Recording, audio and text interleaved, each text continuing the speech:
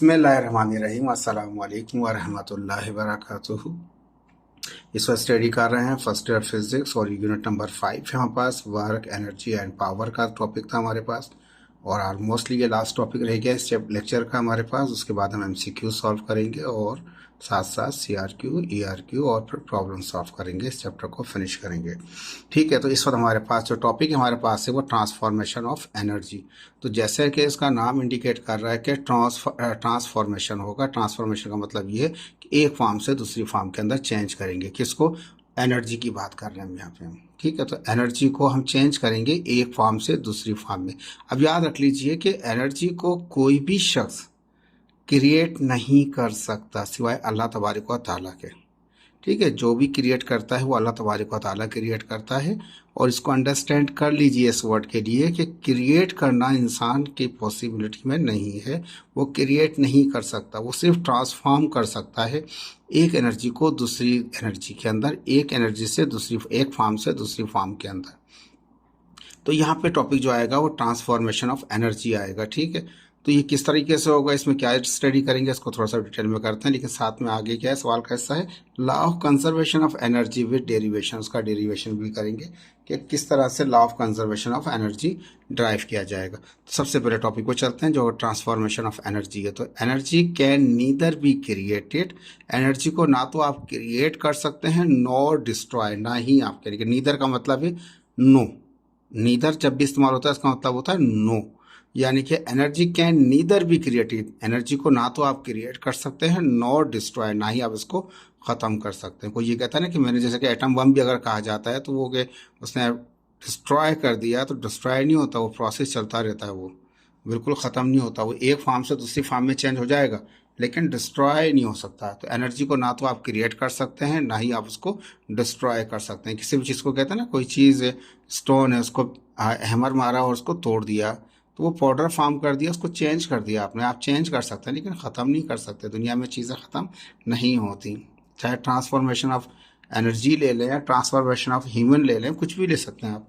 तो energy can neither be created nor destroy, energy को ना तो आप क्रिएट कर सकते हैं ना ही उसको आप ख़त्म कर सकते हैं, but it can be transformed, इसको आप ट्रांसफॉर्म कर सकते हैं, इसको चेंज कर सकते हैं from one form to another form, एक फॉर्म से दूसरी फॉर्म में। जिस तरह से इलेक्ट्रिक एनर्जी को मैकेनिकल एनर्जी में चेंज करते हैं, मैकेनिकल एनर्जी को इलेक्ट्रिक एनर्जी में चेंज करते हैं, केमिकल एनर्जी से मैकेनिकल एनर्जी चेंज करते हैं।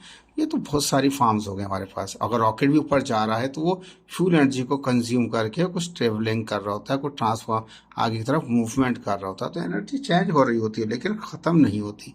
जो कहा जाता है ना कि ख़त्म हो गया, ख़त्म नहीं होता, वो चेंज हो जाता है दूसरी फॉर्म के अंदर। ठीक है, तो ड्यूरिंग ट्रांसफॉर्मेशन ऑफ एनर्जी कहता है कि जब ट्रांसफॉर्म हो रही हो एनर्जी, एक फॉर्म से दूसरी फॉर्म में जा रही हो, तो जैसे लोग कहते हैं ना ख़त्म हो गया, ख़त्म वो नहीं होती। कहता है one form of energy is decreasing, एक एनर्जी की एक फॉर्म जो है वो कम हो रही होती है एट द सेम रेट, जिस रफ्तार से एनर्जी एक फॉर्म से में कम हो रही हो, इसी तरह से क्या होता है other form of energy is increasing. यानी क्या, एक चीज़ अगर आपके पास कम होगी तो दूसरी चीज़ क्या होगी, बढ़ जाएगी। अगर दूसरी चीज़ कम होगी तो एक चीज़ बढ़ जाएगी। ये एक इक्विलिब्रियम है, दुनिया का एक निज़ाम है, एक सिस्टम है। ये किसी भी आप वे में आप चेक कर सकते हैं आप इसको। ठीक है, तो किसी भी तरीके से आप इसको आप चेक कर सकते हैं, आप फाउंड कर सकते हैं। तो होता यही है कि कोई भी एक चीज़ कम हो रही है तो दूसरी चीज़ बढ़ रही होती है। जिसकी एक मिसाल यहाँ पे ले लें, ये फ़र्ज़ कर लिया ये ग्राउंड लेवल है। ठीक है, ये एक बॉल दिखाई है मैंने। ठीक है, इस बॉल को अगर मैं उठा के ऊपर ले जाता हूँ किसी हाइट के ऊपर, फ़र्ज़ कर लिया इस वक्त इसके अंदर जो पोटेंशियल एनर्जी जो होती है ड्यू टू द हाइट आती है हमारे पास, हम ये जानते हैं। ठीक है, जैसे जैसे ग्राउंड से आप ऊपर जाते जाएंगे आहिस्ता आहिस्ता काइनेटिक एनर्जी कम होती जाएगी और पोटेंशियल एनर्जी बढ़ती जाएगी। एक लिमिट ऐसी आएगी जहाँ पे काइनेटिक एनर्जी बिल्कुल ज़ीरो हो जाएगी, लेकिन वहाँ पे कुछ ना कुछ होगी पोटेंशियल एनर्जी। कंसीडर कर लिया हमने, एक एग्जांपल ले लिया कि ये ऑब्जेक्ट जो यहाँ पे पहुँचा एक हाइट के ऊपर, उसकी काइनेटिक, इसकी पोटेंशियल एनर्जी 10 जूल है, लेकिन काइनेटिक एनर्जी ज़ीरो हो चुकी है। ज़ीरो का मतलब उसकी वेलोसिटी उसके अंदर है ही नहीं, वो मूव ही नहीं कर रहा। तो ठीक है, तो अब आप फ़र्ज़ करें कि काइनेटिक एनर्जी ख़त्म हो गई तो कन्वर्ट किस में हो गई, काइनेटिक एनर्जी पोटेंशियल एनर्जी। अब फ़र्ज़ किया थोड़ा सा नीचे आ जाए, पोटेंशियल एनर्जी हाइट कम हो जाएगी, पोटेंशियल एनर्जी कम हो जाएगी। 10 से कितनी हो गई 6 आ गई जॉल। ठीक है, अगर 6 आ गई तो चेक करेंगे तो उस वक्त कितना होगा, ये जो इसका डिफरेंस है कितना है, 4 जॉल। 4 जॉल कहाँ चला गया, वो काइनेटिक एनर्जी में कन्वर्ट हो गया। जैसे जैसे इस पॉइंट से नीचे आए तो 6 से वो 3 हो गया जॉल, फर्स्ट कर ले। तो अब कितना हो गया, जाहिर बात है डिफरेंस 3 का आ गया, तो इसमें 3 ऐड कर दें 4 में, तो कितना हो जाएगा, वो 7 हो जाएगा हमारे पास। फर्स्ट क्या, वो अर्थ पे आ गया हमारे पास, तो 3 से 0 हो गया, 3 भी इसमें ऐड कर देंगे, कितना हो गया, 10 हो गया। एक चीज कम होती जा रही है, एक चीज अगर कम होती जा रही है तो काइनेटिक एनर्जी बढ़ती जा रही है। जैसे जैसे नीचे आते जा रहे हैं काइनेटिक एनर्जी बढ़ती जा रही है, पोटेंशियल एनर्जी कम होती जाती है। जैसे जैसे पोटेंशियल एनर्जी बढ़ती जाती है काइनेटिक एनर्जी कम होती जाती है, वाइस वर्सा, जैसे भी आप इसको कहना चाहें। तो ट्रांसफॉर्मेशन ऑफ एनर्जी के अंदर होता यही है कि एक एनर्जी कम हो रही होगी तो दूसरी एनर्जी बढ़ रही होगी, एक फॉर्म जो है वो कम हो रही होगी, दूसरी फॉर्म उसकी बढ़ रही होगी। जिस तरह से केमिस्ट्री में पढ़ते हैं, लॉ ऑफ मास एक्शन पढ़ते हैं, इसी तरीके से यहाँ पे भी ये चीज़ें होती हैं। और या इसको इस तरह कह लें, loss in one form of energy, अगर किसी एक फॉर्म में लॉस हो रहा है at the same rate gain in an other form of energy. ठीक है, यानी कि अगर एनर्जी की एक फॉर्म में लॉस होगा तो एनर्जी की दूसरी फॉर्म में गेन हो रहा होगा। ठीक है, कुदरत का भी सिस्टम है, बहुत सारी चीज़ आ जाएंगी, बहुत ज़्यादा एग्जाम्पल हो जाएंगी, बहुत बड़ा टॉपिक हो जाएगा इसको अगर मैं समझाता रहूँगा आपको। तो ये दुनिया का एक फिनोमिना है, अल्लाह ताला का फिनोमिना है कि एक कहीं पे कोई चीज़ कम होती है तो दूसरी चीज़ बढ़ जाती है। कोई शख्स ये नहीं कह सकता कि उसके पास वो लॉस ही हुआ, जब लॉस हुआ तो कुछ ना कुछ उसने ज़रूर गेन किया होगा। ठीक है, तो ये ट्रांसफॉर्मेशन ऑफ एनर्जी होता है। अब इसके लिए एक अच्छी सी चीज़ यहाँ बताया, transformation of energy is applicable in conserved system. Conserved system में ही एप्लीकेबल होता है, means total energy remains constant. ये law of transformation of energy वहीं पर ही एप्लीकेबल होगा जहाँ पे कंजर्व सिस्टम होगा, आइसोलेटेड सिस्टम होगा, जहाँ पे एक्सटर्नल कोई फोर्स अप्लाई नहीं हो रही होगी और उसकी टोटल एनर्जी क्या रहेगी, वो सेम रहेगी। ठीक है, जैसे यहाँ पे चेक कर रहे थे, टोटल कर लें 10 है, टोटल कर लें 10 है, टोटल चेक कर लें 10 है, टोटल चेक कर लें 10 है, हर पॉइंट पे सेम है एनर्जी, टोटल एनर्जी सेम है। कन्वर्ट हो रही है एक अलग चीज़ है, लेकिन टोटल एनर्जी क्या रहती है, वो सेम रहती है। उस सिस्टम को कहते हैं कंजर्व्ड सिस्टम। ठीक है, अब यहाँ पे एप्लीकेशन थी किसकी, ट्रांसफॉर्मेशन ऑफ एनर्जी की, जो बुक ने कहा आइंस्टाइन मास एनर्जी। आइंस्टाइन ने जो मास एनर्जी दी है, रेशन दिया, वो E is equal to M C square, M is equal to mass, C is the velocity that is comparable to the velocity of the light. ये inter में जाकर topic आएगा तो इसको हम डिटेल में ही स्टडी करेंगे और इसके अंदर इस्लामी भी चीज़ें ऐड करेंगे जो हैं उसके अंदर, एक्चुअली हम फाइंड आउट कर सकते हैं। तो कि आइंस्टाइन के अंदर जो रिलेशन है आइंस्टाइन का हमारे पास, उसके अंदर E is equal to M C square है, यानी कि mass into velocity of, velocity किसकी, compare to the velocity of the light. ठीक है, अब इसमें क्या होता है कि अगर किसी ऑब्जेक्ट को लाइट की स्पीड से, C is the speed of light, लेकिन एक्चुअल पूरी कंप्लीट नहीं है, उसके अगर 10th पार्ट से भी अगर उसको मूव कराएं किसी ऑब्जेक्ट को, तो जो मास है वो कन्वर्ट हो जाएगा एनर्जी के अंदर। तो एनर्जी कैन बी कन्वर्टेड, कर सकते हैं कन्वर्ट इनटू मास, और मास can be converted into energy. Energy convert हो जाएगा मास में, मास कन्वर्ट हो जाएगा एनर्जी के अंदर। किसके अंदर, E is equal to M C square.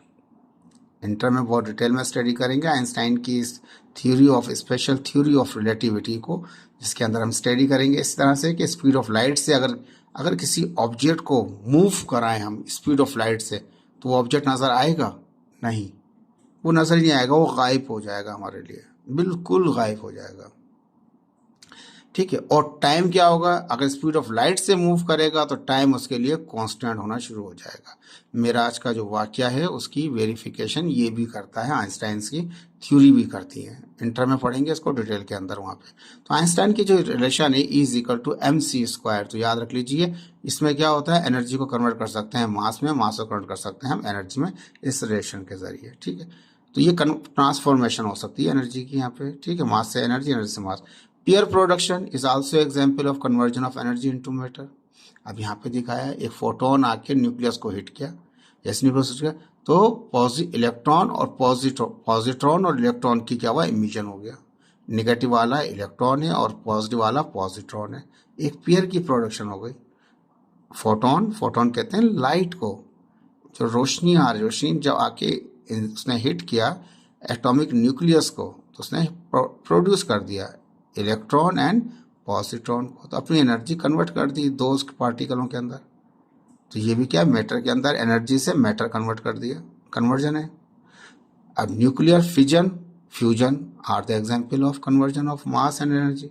अब आप ये भी जानते हैं फिजन में क्या होता है कि स्प्लिट करते हैं, बड़ा एटम है, न्यूक्लियस बड़ा एटम है, न्यूक्लियस यानी कि लार्ज न्यूक्लियस है, उसको दो स्मॉल के अंदर डिवाइड कर दिया हमने, डेट इज हमारे पास फिजन कहेंगे। एनर्जी रिलीज होगी जब छोटे दो न्यूक्लियाइयों को आपस में मिला के हम क्या कर दें, एक बड़ा बना लें, स्मॉलर से बड़ा न्यूक्लियस बना लें, तो क्या होगा, एनर्जी तब भी रिलीज होगी, लेकिन ये तो बहुत ज़्यादा एनर्जी हो जाएगी फ्यूजन वाली, फिजन के मुकाबले के अंदर। तो ये भी क्या होता है, न्यूक्लियर जो फिजन का प्रोसेस हो चाहे फ्यूजन का प्रोसेस हो, ये भी क्या होता है, मास से कन्वर्ट हो जाता है किसमें, वो एनर्जी में। लेकिन फ्यूजन के अंदर एनर्जी बहुत ज़्यादा रिलीज होती है एज कम्पेयर टू फिजन। बड़ा न्यूक्लियस था, छोटे छोटे न्यूक्लियस में डिवाइड कर दिया, दो या दो से ज़्यादा के अंदर, ठीक है। अब यहाँ पे क्या था, दो स्मॉलर थे, लाइटर थे, उनसे हमें क्या कर दिया, बड़ा हेवी लार्ज बना लिया, यहाँ भी एनर्जी रिलीज हुई, वहाँ भी एनर्जी रिलीज हुई।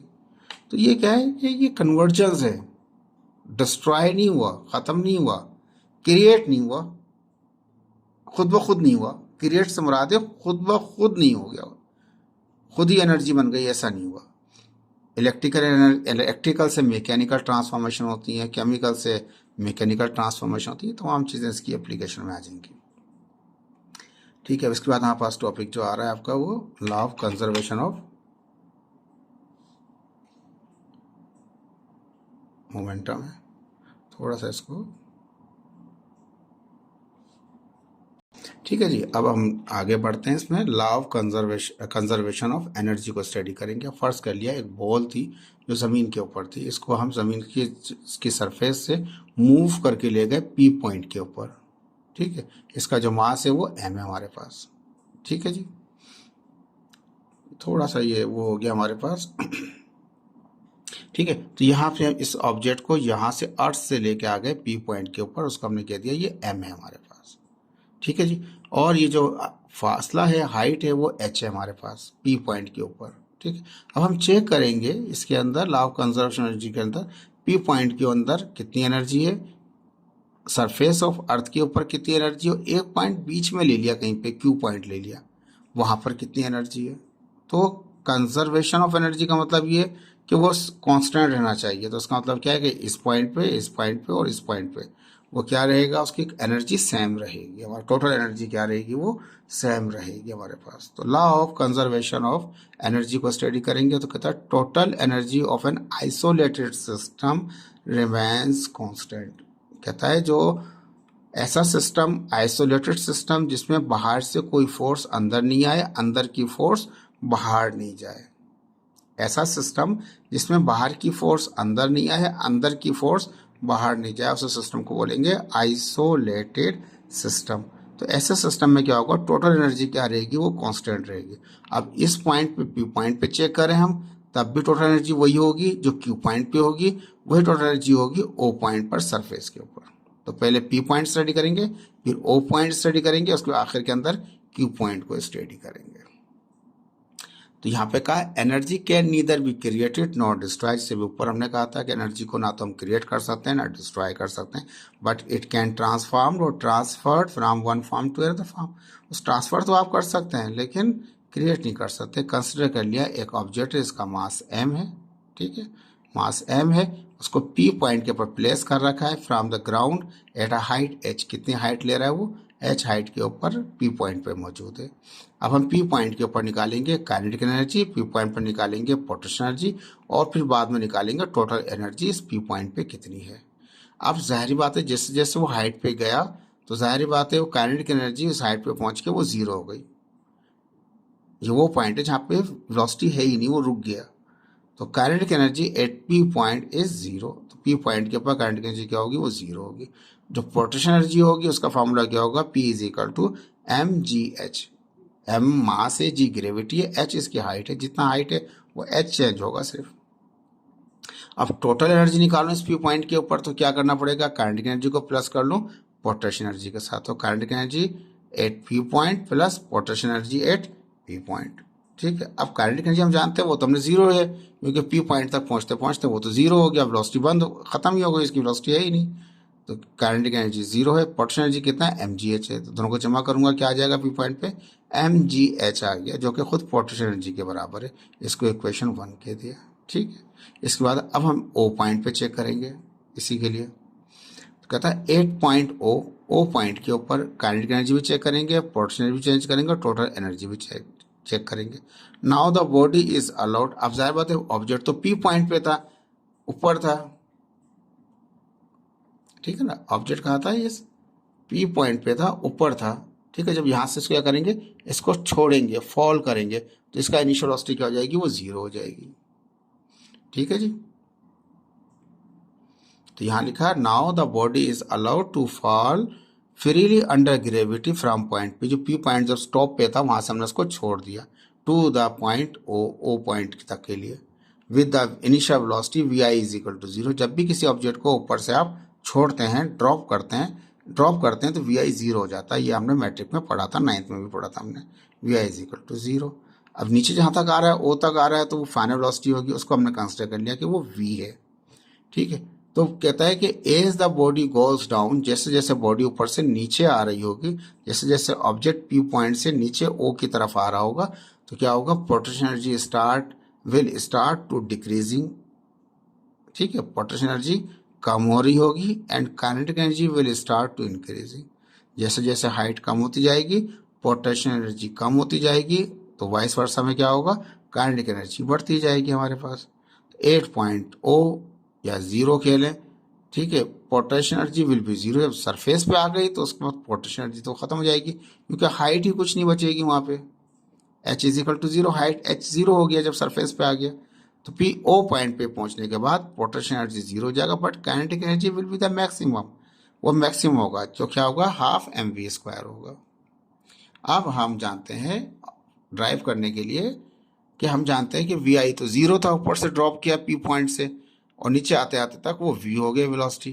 ठीक है, तो फॉर्मूला क्या लगेगा, 2gh, पी पॉइंट पे रख के निकाला हमने कि ऊपर से ही यहाँ से हमने ड्रॉप किया था, 2gh is equal to V F square minus V I square. ठीक है, अब h तो हाइट है हमारे पास, जहाँ से ड्रॉप किया हुआ था उसको, वी एफ बराबर है किसके, फाइनल वेलोसिटी बराबर है वी के हमारे पास, तो वी एफ स्क्वायर था तो वी पे स्क्वायर हो जाएगा। इनिशियल तो वो जीरो था क्योंकि ऊपर से हमने ड्रॉप किया था, तो ये पूरा वी स्क्वायर बराबर आ गया 2gh के बराबर आ गया। ठीक है, अब हम जानते हैं काइनेटिक एनर्जी का फॉर्मूला क्या है, half M V square. V square की वैल्यू क्या हो जाएगी, यहाँ से पुट कर देंगे 2gh, वी स्क्वायर बराबर 2gh यहाँ निकाल रखा है हमने, हाफ एम वी स्क्वायर होता है, तो वी स्क्वायर की जगह 2gh हो गया, 2 से 2 कट जाएगा, क्या हो जाएगा, mgh आ जाएगा, यानी सरफेस पे पहुंचा तो mgh काइनेटिक एनर्जी है। टोटल एनर्जी क्या होगी, ओ पॉइंट पे सरफेस पे जो ऊपर फिगर बना रखी थी हमने, तो kinetic energy at O point और plus potential energy at O point surface के ऊपर, सरफेस पे काइनेटिक एनर्जी तो ये आ गई mgh के ऊपर, लेकिन potential energy Aahista Aahista height कम होते होते वो जीरो हो गया था, तो mgh ही रहेगा सिंपल। तो टोटल एनर्जी क्या हो गया, ओ पॉइंट पे mgh, पी पॉइंट पे भी mgh था, ओ पॉइंट पर भी mgh है। अब बीच का एक पॉइंट आ गया हमारे पास, जो हमने कहा कि हमारा पॉइंट है वो Q। ठीक है, अब Q पॉइंट को स्टडी करेंगे, तो Q पॉइंट यहाँ से आता टोटल P है, Q कितना है, वो हमारे पास h माइनस एक्स है, पूरे में से जाला जो फासला है h वो माइनस कर दें। ठीक है जी, तो अब कितना हो गया, Q पॉइंट पे फासला कितना हो गया, h minus x, h total था, x ये था। अब Q पॉइंट पे चेक करेंगे, यही फार्मूला, 8 पॉइंट Q पॉइंट के ऊपर क्या होगा, काइनेटिक एनर्जी मालूम करना है, पोटेंशियल मालूम करना है, टोटल एनर्जी। 3 पॉइंट रखे थे हमने, P पॉइंट पे चेक किया mgh, O पॉइंट पे चेक किया mgh, अब बीच का एक पॉइंट कहीं रखा हमने, बिल्कुल मिड नहीं रखा, कहीं पे भी रख लें, वो Q कहा हमने उसको। Now the body at point Q from the ground level to a height x height पे था, अब क्या हो जाएगा, 2gx, हाइट कितना हो गया इसकी, x है, h की बजाय कितना है, x हाइट पे बीच में कहीं आ गया, V F square minus V I square, तो ऊपर से नीचे आ रहा था तो वी आई तो जीरो ही था उसका, वी फाइनल वेलोसिटी क्या है, वी स्क्वायर हमारे पास, तो ये जीरो वैसे खत्म हो जाएगा, 2gx क्या हो जाएगा। अब हम जानते हैं काइनेटिक एनर्जी निकालना उस Q पॉइंट पे, तो हाफ एम वी स्क्वायर, तो वी स्क्वायर की जगह 2gx हो जाएगा। ठीक है, वी स्क्वायर 2gx यहाँ से यहाँ पुट कर दिया वी स्क्वायर की जगह पे, 2 से 2 कट गया, क्या बच गया, mgx आ गया। ठीक है जी। अब इस पॉइंट के ऊपर सरफेस पे तो नहीं है, ये टॉप में भी नहीं है, बीच में था, तो इसलिए कुछ ना कुछ काइनेटिक एनर्जी आई जो mgx बनी हमारे पास। इस तरह पोटेंशियल एनर्जी बनेगी। पोटेंशियल एनर्जी के लिए क्या करेंगे हम, यहाँ पे फासला जो इस्तेमाल करेंगे वो mgh की जगह क्या हो जाएगा, h माइनस एक्स हो जाएगा, क्योंकि पोटेंशियल एनर्जी h तक है हमारे पास, तो h माइनस एक्स। ठीक है, तो ये याद रख लीजिएगा, पोटेंशियल एनर्जी के लिए h माइनस एक्स ही काउंट किया जाएगा। ठीक है, आप मल्टीप्लाई करते हैं mg को h से, तो mgh होगा, माइनस मल्टीप्लाई करेंगे x से, mgx हो गया हमारे पास। ठीक है, ये हमने हाइट की वजह से निकालते हैं पोटेंशियल एनर्जी, वो वेलोसिटी की वजह से निकालते हैं, तो वेलोसिटी एक फॉर्मूले में ये बन के आए हमारे पास। अब टोटल एनर्जी कितनी हो जाएगी, क्यू पॉइंट पे जहां पे फासला x था, काइनेटिक एनर्जी को प्लस करें पोटेंशियल एनर्जी के अंदर, काइनेटिक एनर्जी क्या हमारे पास आई है उसकी, वो mgx आया है, तो mgx प्लस अपनी जगह पे, और पोटेंशियल एनर्जी कितना आया है, mgh h माइनस mgx, तो mgh माइनस mgx, ये अपनी जगह प्लस में लगाएं, प्लस रहेगा, प्लस माइनस माइनस रहेगा। अब यहाँ पे देखें तो mgx से कैंसिल क्या हो गया, mgh ही हो गया, वही हो गया। इक्वेशन 1 में जो निकाला था mgh था P पॉइंट पे, इक्वेशन 2 में निकाला सरफेस पे O पे, तो वो भी क्या था हमारे पास, वो भी mgh था। बीच में कहीं पॉइंट Q रखा, वहां पे निकाला तो वो भी mgh। तो तीनों इक्वेशन शो करती हैं कि टोटल एनर्जी जो है बॉडी की रिमेन्स कांस्टेंट, सेम ही रही एनर्जी। P पॉइंट पे भी वही थी mgh, सरफेस पे भी यही थी, और Q पॉइंट पे भी mgh थी, at every point neglecting the force of fraction. Force of fraction को आप निगलेक्ट कर लें, हर पॉइंट पे, जरूरी नहीं है कि ये 3 पॉइंट पे निकलेगी, किसी भी पॉइंटों पे निकाल लें mgh ही निकल के आएगा। अगर कहता है यहाँ पे हम इफ, ठीक है, तीनों पॉइंटों पे वो सेम ही रहेगा, if some force of friction is acting on the body, अगर कोई फोर्स ऑफ फ्रैक्शन लग रही है तो फिर क्या करना पड़ेगा, टोटल एनर्जी बराबर होगा kinetic energy plus potential energy plus वो फोर्स ऑफ फ्रैक्शन। तो लॉस ऑफ एनर्जी, जो भी एनर्जी ज़ाया होगा, फ्रैक्शन है तो एनर्जी ज़ाया होगी आपकी, तो उसको भी ऐड करना पड़ेगा टोटल के लिए। अगर लॉस ऑफ एनर्जी नहीं कह रहे तो वर्क डन हो रहा होगा वहाँ पे against the force of fraction, ये वर्क डन मैंने पहले भी स्टडी कराया था आपको। तो कुछ भी जो लॉस होगा फोर्स ऑफ फ्रैक्शन को भी ऐड करना पड़ जाएगा टोटल एनर्जी के अंदर। अभी हम बुक में एग्जाम्पल दिया हुआ था कंजर्वेशन ऑफ एनर्जी का, तो कहता है when we switch on a electric bulb, जब घर में लगी हुई लाइटों के बल्ब को आप ऑन करते हैं स्विच के जरिए, बटन के जरिए, वी सप्लाई इलेक्ट्रिकल एनर्जी, हम सप्लाई करते हैं इलेक्ट्रिक एनर्जी को, to which it convert into heat, वो इलेक्ट्रिक एनर्जी गुजरती है उस बल्ब के अंदर से, उस क्या करता है, उसमें जो फिलामेंट लगा होता है टंगस्टन का, वो हीटअप हो जाता है into heat and light energies. एक तो फिलामेंट रेड हो जाता है, दूसरा वो लाइट एनर्जी बाहर निकल जाती है।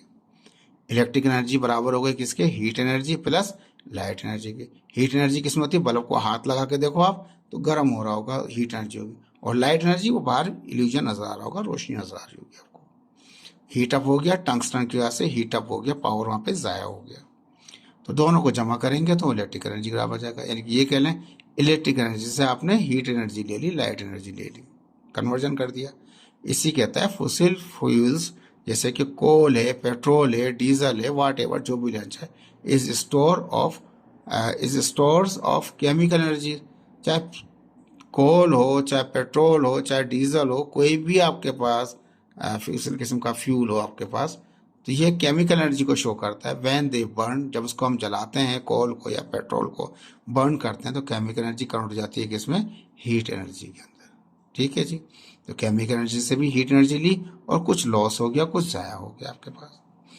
तो इलेक्ट्रिक एनर्जी से भी आपने हीट एनर्जी बना ली, केमिकल एनर्जी से भी आपने हीट एनर्जी बना ली, यहाँ पे लॉस हुआ, वहाँ पे लाइट एनर्जी आ गई आपके पास। ठीक है, heat energy present in the steam boiler, ये स्टीम बॉयलर इस्तेमाल किए जाते हैं इंजन के लिए हमारे पास, can be use to drive steam engine को चलाने के लिए स्टीम बॉयलर इस्तेमाल किए जाते हैं।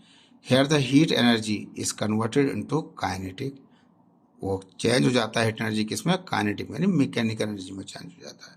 तो हीट एनर्जी से आप मैकेनिकल एनर्जी हासिल कर लेते हैं, ये भी एक कन्वर्जन है आपके पास। ठीक है जी, आसान था, मुश्किल नहीं था। चौथे, और लॉसेस भी होंगे, जाहिर बात है जब भी मैकेनिकल होगा तो लॉसेस होंगे आपके पास वहाँ पे। इन रबिंग आवर हैंड, अपने हाथों को जब आप रब करते हैं, we do mechanical work which produce heat, जब अपने हाथों को आप रगड़ना शुरू करेंगे तो क्या होगा, मैकेनिकल एनर्जी कन्वर्ट हो जाएगी किसमें, हीट एनर्जी में, और कुछ चीज़ एनर्जी कुछ ज़ाया भी हो जाएगी सराउंडिंग की तरफ। देखिए आसान सा टॉपिक था, ये मुश्किल नहीं था, और इसको स्टडी कराया गया आपको, तो काइंडली इसको लाइक भी कीजिए और शेयर भी कीजिए ताकि दूसरे बच्चों का भी फ़ायदा हो। Thank you so much. Allah हाफिज़।